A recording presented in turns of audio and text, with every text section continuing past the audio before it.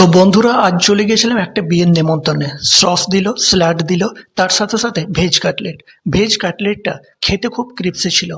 আর এই veg cutlet খেতে খেতে চলে এলো মটর পনির। আর মটর পনিরের সাথে দিল কুলচা নান। কুলচা নানটার সাথে মটর পনির খেতে বেশ লাগলো। এরপর চলে এলো ফ্রাইড রাইস। আর ফ্রাইড রাইসের সাথে দিল মিক্স ভেজ। খেতে বেশ জম্পেশ লাগলো। এরপর দিল সাদা ভাত আর তার সাথে মুগের ডাল। আর মুগের ডালের সাথে দিল আলু পোস্ত। সাদা ভাতের সাথে মুগের ডাল আর আলু পোস্ত জাস্ট মাখিয়ে খাচ্ছিলাম। আর খেতে খেতেই চলে এলো রাজা রাজা গরম গরম মটন। আর মটনের সাথে সাদা ভাত মাখিয়ে কবজি ডুবিয়ে খাচ্ছিলাম। আর কবজি ডুবিয়ে খেতে খেতে চলে এলো চাটনি।